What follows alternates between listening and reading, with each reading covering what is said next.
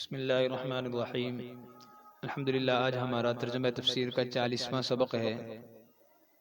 اگرچہ 2-4 دن تاخیر ہو رہی ہے، اس کی بنیادی وجہ رمضان المبارک کی مصروفیات ہیں۔ انشاءاللہ کوشش رہے گی کہ جتنا جلد ہو سکے اس کمی کو پورا کیا جائے۔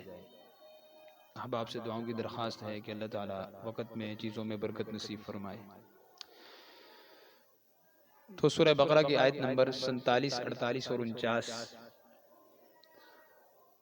ان 3 آیات کی تفسیر انشاءاللہ آپ کے سامنے کی جاتی ہے۔ تو 47 نمبر آیت پہ اللہ تعالیٰ نے بنی اسرائیل کے بارے میں فرمایا کہ اے بنی اسرائیل، تم اللہ کی ان نعمتوں کو یاد کرو جو میں نے تم کو دی اور تمام عالم پر تمہیں فضیلت دی۔ پیچھے ہی 40 نمبر آیت بھی انہی الفاظ پر تھی، لیکن اس کے قریب قریب تھی۔ تو اس کے اندر اللہ نے فضیلت بخشی ہے۔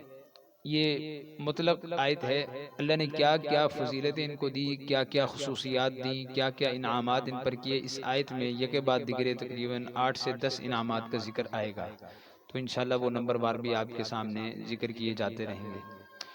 تو گیا کہ اس وقت بنی اسرائیل جو دنیا میں موجود تھے، تو پوری دنیا میں جتنی بھی اقوام تھی، ان اقوام میں اللہ نے سب سے زیادہ بنی اسرائیل کو فضیلت بخشی ہوئی تھی، ہر اعتبار سے، دنیاوی اعتبار سے بھی اور اخروی اعتبار سے۔ تو انبیاء تو بے شمار اللہ تعالیٰ نے ان کی قوم کے اندر بھیجے ہوئے تھے۔ تو لیکن ان کا جرم کیا تھا بنی اسرائیل کا؟ انہوں نے اپنے آبا کی جو انبیاء سے بھری ہوئی تاریخ تھی اس کو فراموش کر دیا تھا، اور اس کی پاداش میں یہ آج اپنی حقیقت کو بھول بیٹھے۔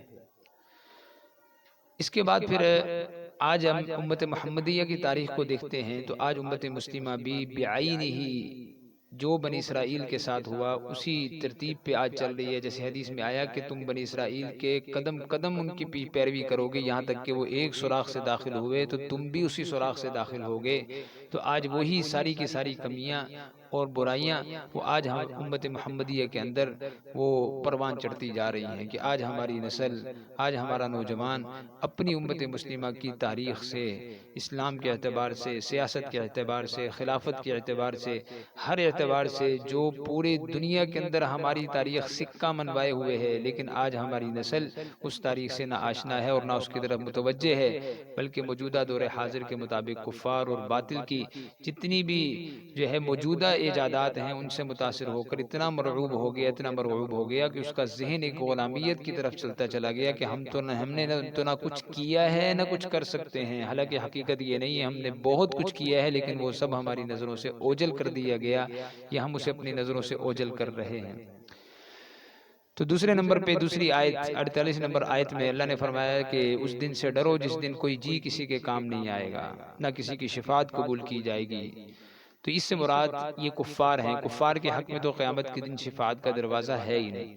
اس کے علاوہ انبیاء علیہ الصلوۃ والتسلیمات کی شفاعت ہوگی، علماء کی شفاعت ہوگی، اولیاء کی شفاعت ہوگی، حفاظ کی شفاعت ہوگی، تو لیکن وہ سب کی سب شفاعتیں وہ امت محمدیہ کے حوالے سے ہوں گی۔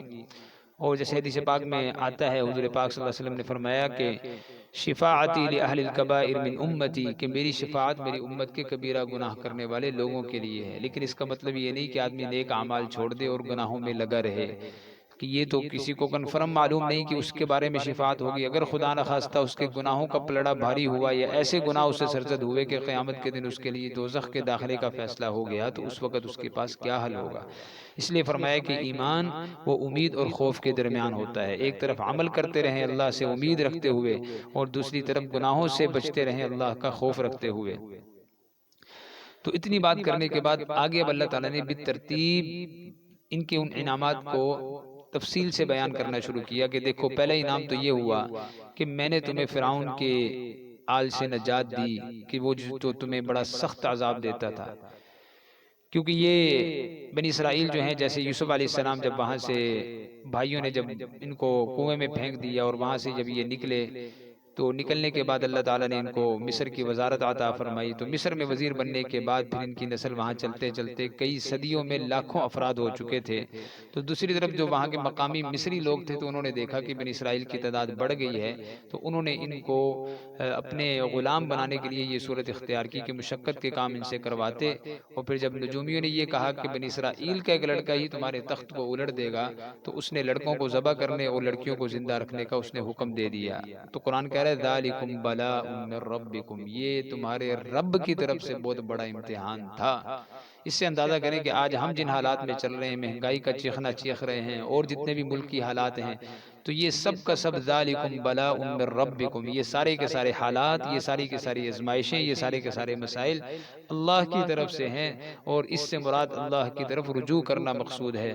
وَلَنُذِيقَنَّهُم مِّنَ الْعَذَابِ الْأَدْنَىٰ دُونَ الْعَذَابِ الْأَكْبَرِ لَعَلَّهُمْ يَرْجِعُونَ، اور ہم ضرور ضرور تمہیں دنیا کے اندر جو ہے وہ عذاب چکھائیں گے چھوٹے چھوٹے، تاکہ تم ہماری طرف رجوع کر لیں۔ پچھلی آیت میں جو شفاعت کا مسئلہ گزرا ہے تو ذہن رکھیں کہ بعض لوگ یہ ہیں کہ انہوں نے شفاعت کا عقیدہ رکھا ہوا کہ قیامت کے دن ہماری شفاعت ہونی ہے جیسے ہی ہم زندگی گزاریں، تو یہ بھی انتہائی غلط بات ہے اور یہ غلط عقیدہ ہے۔ تو اللہ تعالی ہم سب کو نیک اعمال کرنے کی توفیق عطا فرمائے اور ہر قسم کی برائی سے ہماری حفاظت فرمائے۔